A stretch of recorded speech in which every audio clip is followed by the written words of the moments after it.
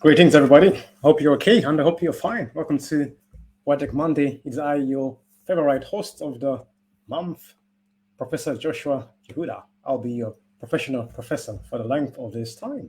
Hope you're okay. Hope you're fine. So it is the Monday, the 5th of June, 2023, and it is the first Monday of the month, and it is World Environmental Day. 3 days in one, when I kill three birds with one stone. The first Monday, Poetic Monday, and World Environment Day. There are more, I'm sure there are plenty more days. I'm going to use this three, because three is a magic number. So if you're new, subscribe, share, and let me know. As always, we want to talk about a poem, and then you're going to scrutinize it, the words they use, what they meant, if you know what it means. Sometimes some of them are hard to decipher, some of them are easy, but sometimes we use the ones that are a bit complicated, so we have a bit more fun when we are looking at the poem and the author as well. So before we begin, I'm going to play a little intro to our Poetic Monday. But once again, thank you, and thanks for tuning in.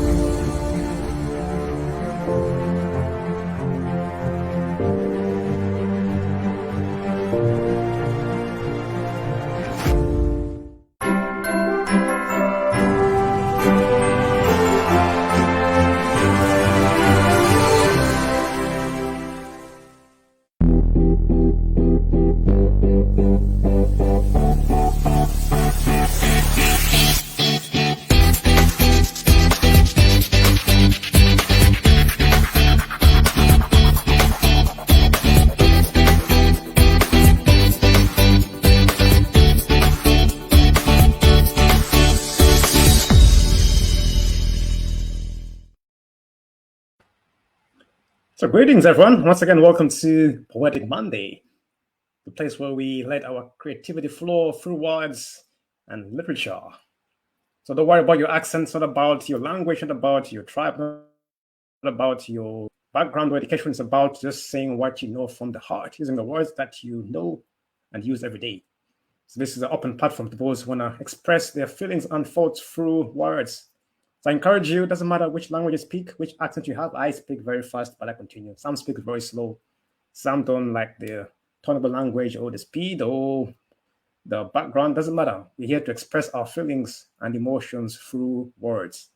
So that is, I want to say thank you to everyone who is watching, and I hope you are okay. Hope you're fine. So if you are new, definitely say hello in the comments if you know if you're here, and then I will definitely get back to you in the comments. So if you're watching live, just want to say hello or hi, please leave a comment on the video.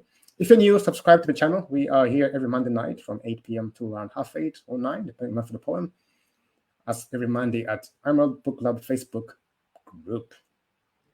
If you want to know more, subscribe to our page, it's Emerald Book Club. And also, if you want to learn more about podcasting, we it's called the Positive Podcast. So check us out. We are live on Amazon Music, Google Podcasts, and iTunes as well, and Spotify as well. So that's our podcast. So it's called the Positive Podcast. We'll have more sessions of those coming up soon.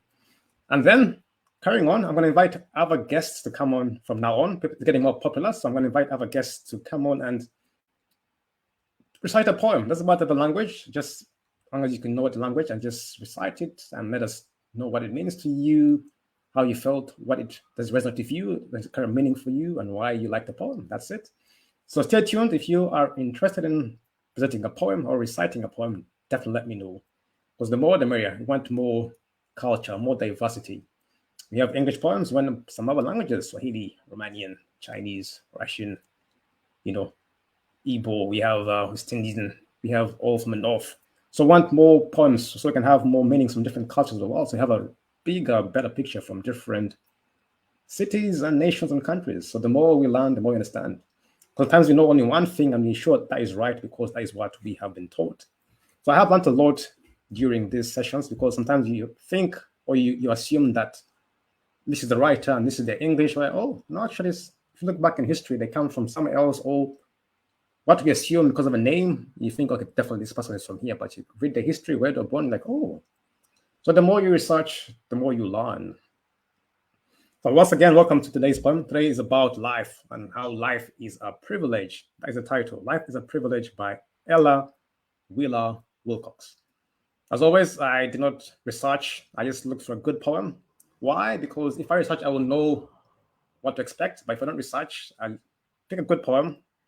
Then I look at the length and I peruse through it and read the whole thing. I read the basics and see if it's good, then I put in the poem. So when you come to read, it's like it's reading it anew. So I am excited, like it's the first time. Because if I know, I won't show the emotions that, oh, wow, I didn't know this. But if I didn't know and I know something, like, oh, I didn't know that.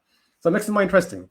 And definitely we're also going to read about the author, read her history. I always use Wikipedia. Feel free to show me another, any other resource you can use, but definitely use Wikipedia. Apart from that, so I'm going to talk about life is a privilege. So if you're in the group, it's in the group. If you're not, I'm going to show my screen. So just in case you're watching the video after, or you are not a member of the group. So Life is a Privilege by Ella Wheeler Wilcox. Let me share my screen. So there is a website for her.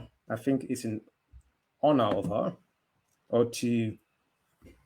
It's ellawheelerwilcox.org. I'm guessing it's someone who's keeping her work alive or in remembrance. But I'm going to start writing the poem. So I'm going to try and add in more power of the words, not just speak like a robot, but I'm going to add in more emotion with the powerful adverbs and the words which describe. So you can feel like if you're listening and if you're not watching, if you listen, you can feel like you are drawn in. So for those who are not watching but are going to use audio, so I'm going to try and, put some emotion into it as if I'm there, I'm the writer. So you can have the feeling from all sides. All those who are reading and commenting, thank you very much. I'm going to answer your comment just after I've read the point, but definitely let us go. So here we go. Life is a privilege. Yes, life is a privilege. Its youthful days shine with a radiance of continuous maze. To live, to breathe, to wonder and desire. To feed with dreams the heart's perpetual fire. To thrill with virtuous passions and to glow. With great ambitions in 1 hour to know the depths and the heights of feelings. God, in truth, how beautiful is youth. So I'm guessing here she has begun with the youth. So the youth normally is around 16 to 21. So that I think she's begun once you are a youth. So once you're radiant to live, to breathe. So it's your first days on earth. You haven't yet become an adult. You have great ambitions, great depths of heights and feelings. How beautiful is youth. So that's verse number 1. Verse number 2. Life is a privilege. Like some rare rose, the mysteries of a human mind unclose. What marvels lie in earth and air and sea? What stores of knowledge wait our opening key? What sunny roads of happiness lead out, beyond the realms of indolence and doubt? And what large pleasures smile upon and bless the busy avenues of usefulness. So this one here is not very straightforward, so we'll come back to it at the end, but it's all about the mystery. So it's not telling you what it's all about. As life goes, you know what's around the corner. What is awaiting us? Knowledge, mysteries. It's like a rare rose, things you don't really easily find. So it's about the mystery of life and how it's something you don't really straightforward. Like a rare rose, it's a mystery. So the words chooses are rare rose, mystery, marvels, store of knowledge, wait, lead out, beyond. So busy avenues, usefulness. So the words she's using, like rare, mystery, wait, marvels, these are things which are not really in our grasp. We have to wait or we have to go out and get.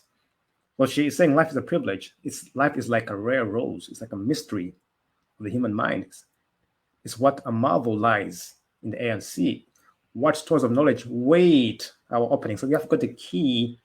Once you open that, you kind of find a store of knowledge. What sunny roads of happiness lead out. So you gotta get out and find out some of these mysteries in life. You gotta go out and search for them sometimes. In most cases, these mysteries, these rare roses. The second one is about a mystery and how we don't know what's coming next sometimes unless we have the key to open. Then we see, bravo. So that's verse 2. But we'll come back to it at the end, just a summary. Verse 3, life is a privilege. Through noontide fades and shadows fall along the winding glades, though joy blooms wither in the autumn air, yet the sweet scent of sympathy is there.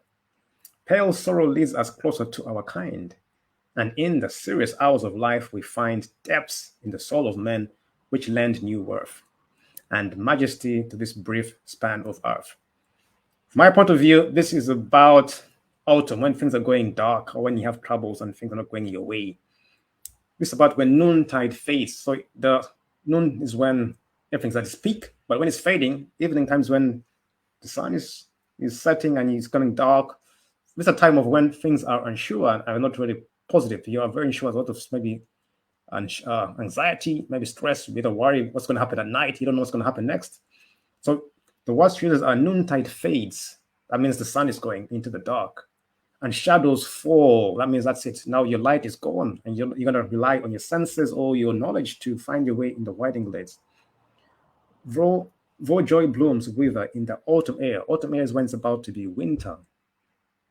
Yet a sweet scent of sympathy. So sympathy is when, I feel sorry that, God, the good times have gone. Summer is gone.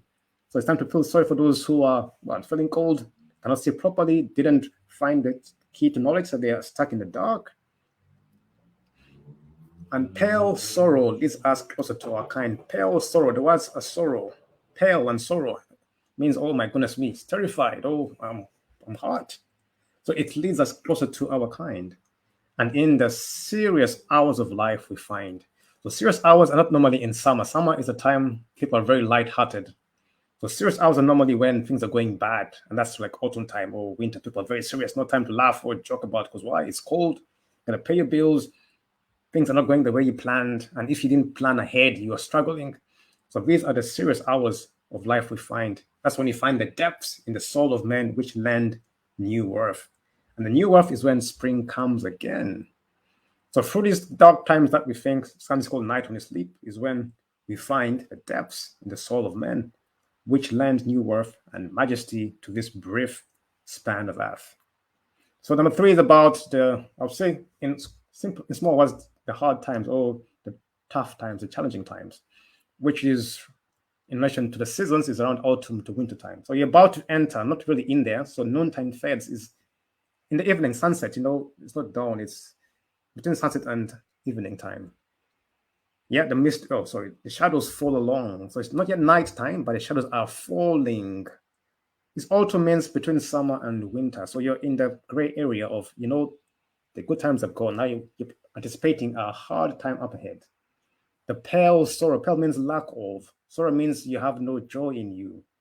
So leading us closer to our kind. And this becomes the serious hours of life we find. The depths in the soul of men which lend new worth. New worth comes what? In the dawn of the day. That is what? In the springtime. And this majesty, this brief span on earth. That's a bit about the third verse. The fourth one, life is a privilege. If some sad fate sends us alone to seek the exit gate, if men forsake us at the shadows fall, still does the supreme privilege of all come in that reaching upward of the soul to find the welcoming presence at the goal, and in the knowledge that our feet have trod paths that lead from and must lead back to God. So, in my interpretation, if some sad fate sends us along to seek the exit gate, I'm guessing this is a death at the end, in my opinion. I'd like to hear someone else's opinion. Let me know.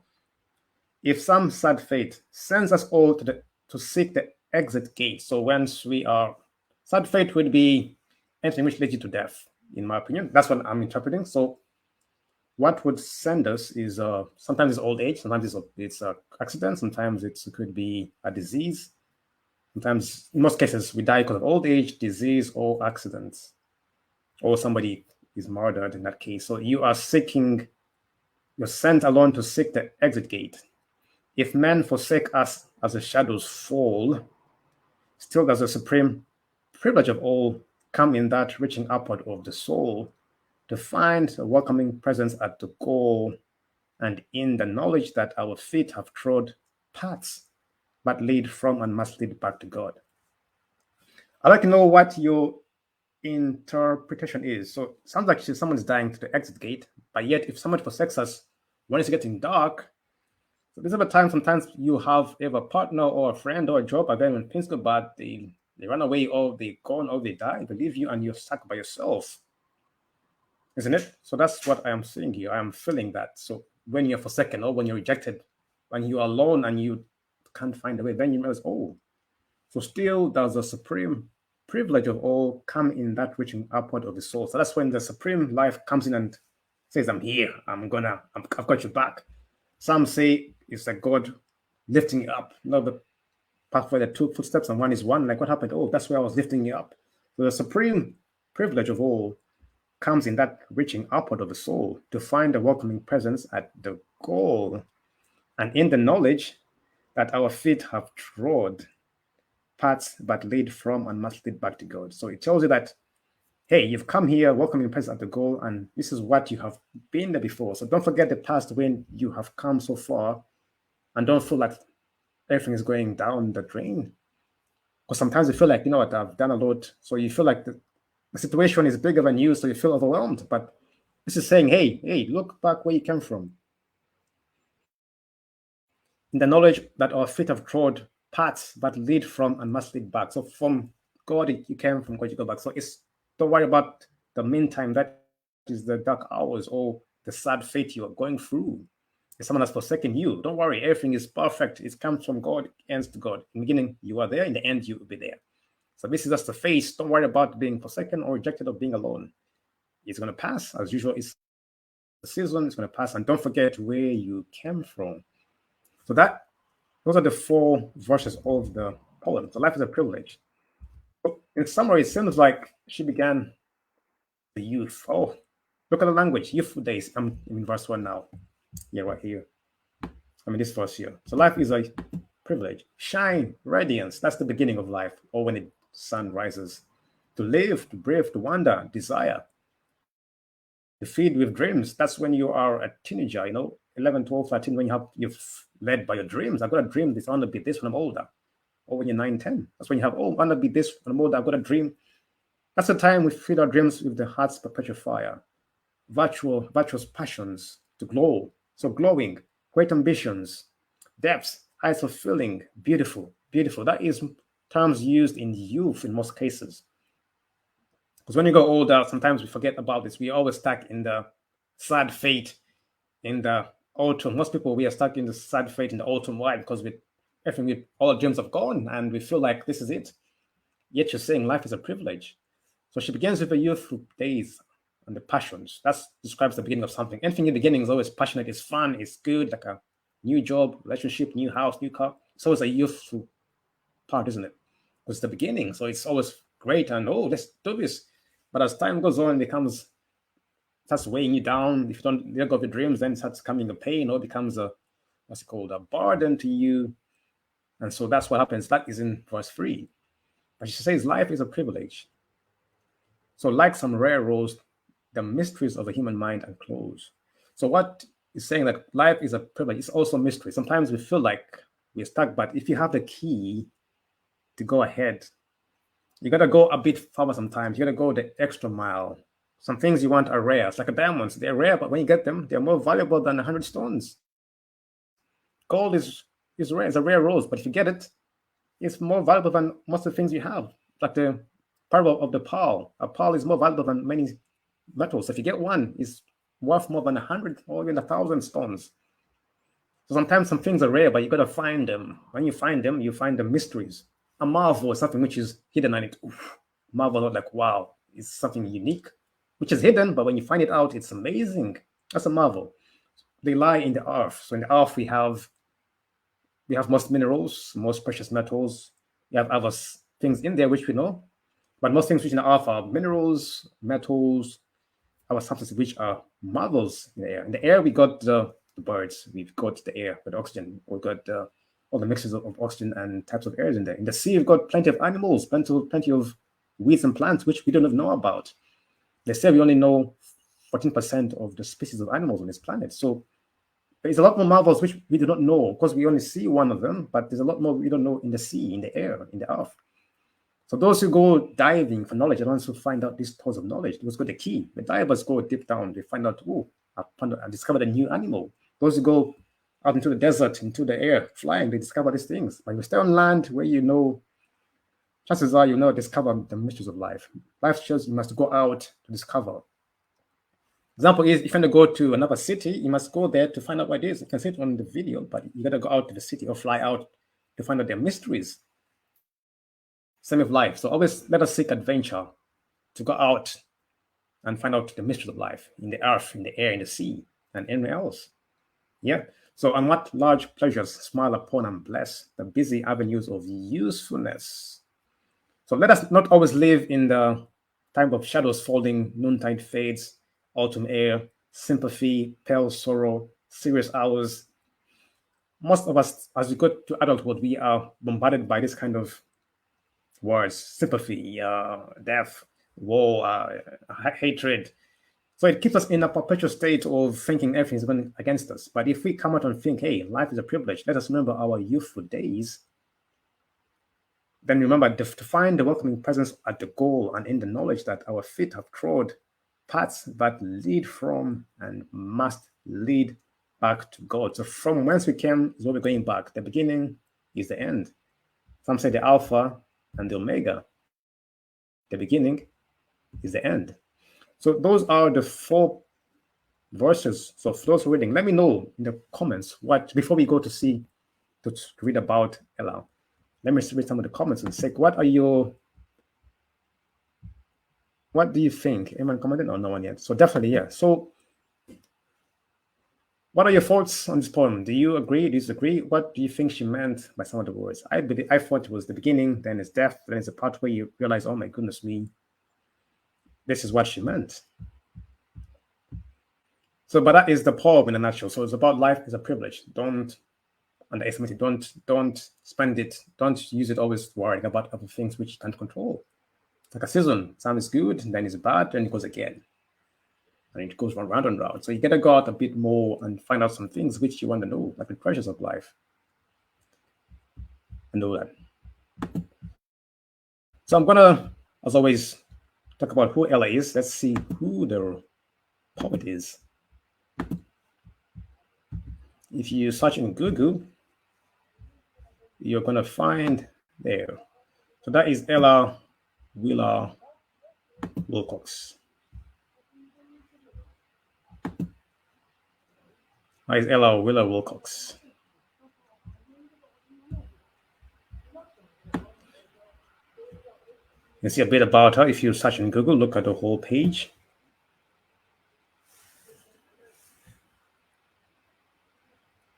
That is the lady. We can read more about her. I'm gonna go to Wikipedia. But yeah, I'm reading from her website. I think it was put in her remembrance or in honor of her. So I'm gonna use Wikipedia, my favorite encyclopedia. for my media. Good to know a bit about her. So I'm reading from Wikipedia application, the free encyclopedia. So Ella Wheeler Wilcox, born November 5th, 1850, died October 30, 1999. So she was only 69 when she died. No, almost 69. She died 5 days before her birthday, isn't it? Yes. So she was an American author and poet. Her works include the collection Poems of Passion and the poem Solitude, which contains the lines Laugh and the world laughs with you, weep and you weep alone. Her autobiography, The World and I, was published in 1918, a year before her death. Which is nice, not too bad. But she was born in 1850 on a farm in Johnstown, Wisconsin, east of Janesville, the youngest of four children. The family later moved north of Madison after losing its wealth as a result of her father's failed business aspirations, and speculation. So the Wilcox's family held themselves to be intellectuals, and the mastery of the nuances of the English language was prized. During her childhood, Wilcox amused herself by reading books and newspapers, which may have influenced her later writing, in brackets most notably William Shakespeare, The Arabian Nights, The Diverting History of John Gilpin, and Gulliver's Travels, in addition to the few other pieces of literature that were to be had in her home. So at around the age of 8, Wilcox turned to writing poetry as an outlet. When she was 13 years old, her first poem was published. After losing her subscription to the New York Mercury and being unable to afford to resubscribe, Wilcox thought that if she could get a piece of literature published, she would at least receive a copy of the paper wherein her piece was printed. The piece that she submitted is lost, and Wilcox later admitted that she could not recall even the topic of the poem. So Wilcox became known as a poet in her own state by the time she graduated from high school. There's a lot more. I wouldn't read through all of it. So if you want to find out more, check out her. I want to look at her poetry. That's her biography.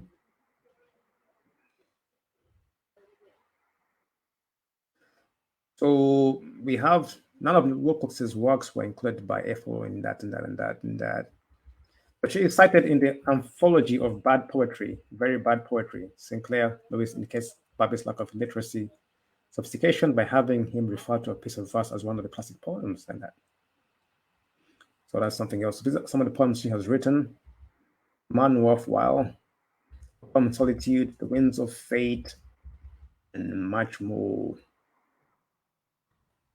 So her works, some of her works. So her works are Poems of Passion, Drop of Water, Maureen and Other Poems, Poems of Pleasure, Poems of Reflection, Poems of Cheer, Poems of Progress and New Thought Pastels, Poems of Affection, and Poems of Life. We also had some novels. Malmuli, a novel, A Devil's Life, Sweet Danger, A Woman of the World, Her Counsel to Other People's Sons and Daughters. These are some of the works. It is some are miscellaneous, some are adaptations. There's much more about her. So that is our poet or author for tonight. You want to read more? Read here. Ella Moon, a novel based on the life of Ella Wheeler Wilcox. Other links, you can see her website here, Ella Wheeler Wilcox, that's.org. We've got a lot more here if you want to find out more about her. Yeah, but definitely that is the author, struck poet for tonight. She was born in 1850, November 5th, died October 30th.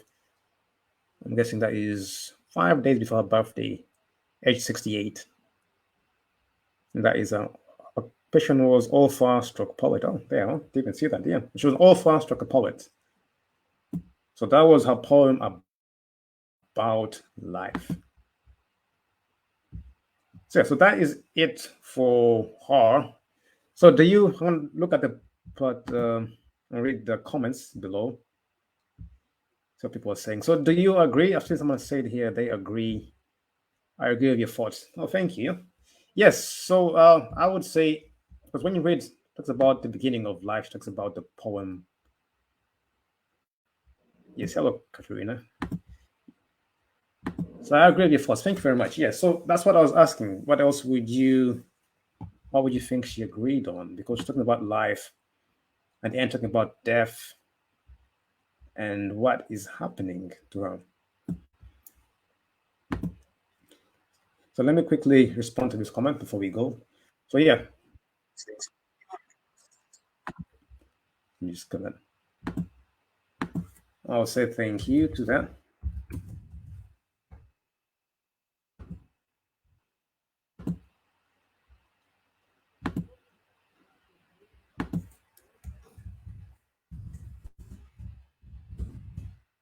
Hello and welcome. Yeah, that is the problem about it. It's very straightforward, not very. Last week's was a bit long and a bit difficult to interpret, but this was about life, and life in general is about enjoying yourself. The times which are happy and during the times are hard, we call it autumn or winter, when you feel like everything's going down the drain. So the words we use are sad, noontime fades, pale sorrow. But words which, when you think about them, they give you an image like, oh, things are not good. Use the word like brilliant, shining, radiant, something is shining. That's when you know, oh, it's ever springtime or summer, or when you're beginning a certain relationship or going for a journey. You just began something. It is amazing. But as the turns come and the mysteries come out, and you feel, oh, this is tough. So what my point is, in summary, I encourage you to, no matter where you are, always be like a youth. Don't let the rejections, the challenges, the hard times to kill your dreams or your youthfulness or your radiance. Always shine through no matter what. Especially now as adults, we are told, sometimes we're told shining is bad. People look at you, they're like, why are you shining? Why are you happy? It's like a taboo. But the key is you're going to lose your dreams and who you are just to fit in the crowd. So if you look at the poem, she says, life is a privilege. So find it, be radiant, breathe, wonder, desire, feed the dreams of heart's perpetual fire. Have your passions, glow, have great ambitions, find the depths and heights of feeling. How beautiful is youth. I say, how beautiful is adulthood. I add my adaptation. How beautiful is adulthood. Let us increase our youthfulness in adulthood. Let us be carrying on to be, to desire. As Jesus said, the Bible says the kingdom of heaven is only for children. Why? Because children have desire, they have dreams, they have goals, but we adults don't have them. So for us to get that happiness, that privilege of life, we must be like children. As in, we must be youthful, we must be radiant, we must be shine, be positive, be happy in order to get the ambition. Because if we don't, then it's always going to be winter in our lives. And trust me, that's not a good place to be. So life is a privilege. Let us find the rare roses of life, the marvels in life, the stores of knowledge in life, the sunny roads which lead us out to happiness. Let us find the realms, let's go beyond the realms of adolescence, doubt, sad fate, beyond the realms of pale sorrow, beyond the realms of being always serious, always crying, hurting, killing, meeting. Let's all enjoy the privilege we have on this life until some sad fate sends us alone to seek the what? The exit gate, until we are told that's it. It's time to go, my friend. Thank you, live your life. Goodbye. Find the exit right over there, mate. That's the exit. You've come in there. Time to go. And guess what? You go alone. When you die alone. Your friends, your family, you leave it behind. Your partner who loves you much, they will still cry with you, but you're gone. That's it. So let us think of that in that sense. There's one more comment. Remember, we are going to die one day. We're going to get someday. I'm being honest. Don't be afraid of death, but live life to the fullest. The life journey she described very beautifully, and no regrets at the big end. That's my point. Thank you. Yes. So have no regrets at the end. Don't live a life full of regrets. Yes, things will be hard. People will be against you. But if you give in, you lose. Because when you die, you alone are going to the exit gate. Those who hate you, those who laugh at you, are not coming with you. Don't forget that. Those who tell you, let go, don't do this. When you die, like, sorry, mate, you're on your own. So life is a privilege. Don't give it to others. Don't let it go for others to please others.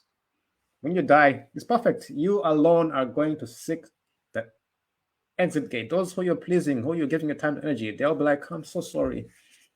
When you die, they'll cry for you. They'll move on. So life is a privilege. Find the mysteries in life. Find the marvels. Don't find the sorrows. They are there, but they're there for a time. Sorrows are there, but not forever. Live in radiance. Live in happiness. Find the marvels, knowledge. Go out, travel, find the adventure in life before you get to the gate. Because we all come one way, we all go the other way. So why don't be afraid of going the other side? When you're born, people are happy. When you die, people cry. Why? It's the same gate. It's a circle. You come, you enter the gate here, you leave, you finish, you go around, you go for the same gate, you die. When people die, people cry and they're why? What's the difference? The same gate. Just because you don't want to go, that is why. But it's when you enter, you're happy. That's the reason. When you're going, you're like, I'm sad. Why? It's when you're going to die, go to the bank. Like, I did this. I went to school. I had a nice girlfriend, boyfriend. I got a car, got a house. I went to this country, got to the bank. It's the same gate you came in. Life is the same gate. She said, we came from God, we're going back to God. So there's no way else where you're going to go and hide and die. So don't feel sad. Don't feel anger. Don't fear death. Enjoy your life. Find the mysteries and go. When you go to the gate, go to the bank like, yeah, I did it. I came for life. I won, and I'm going to do it. So that is the end of the poem. Life is definitely a privilege. I hope you take it and apply it to you every single day. When you feel down, come up with this poem. Look at the poem. Life is a privilege. Don't forget, every morning, say to yourself, life is a privilege, and I am privileged to be alive. Every night, when you feel bad, say, life is a privilege. When you feel going down, look at the world and say, life is a privilege. Don't forget, be radiant. Face the fear and be radiant and conquer the days. Life is a privilege. Have a great day wherever you are. It's me, your lovely host, Professional Joshua. Hope you enjoyed my company and my time. Definitely thank you. I have answered all the comments below. So thank you very much for those who tuned in. Watching afterwards, we are here every Monday night from 8 p.m. to 9 p.m. I'm looking forward for you to come and present a poem, especially in your language. I know we have English, but I want you to present in your own language, which you're comfortable with.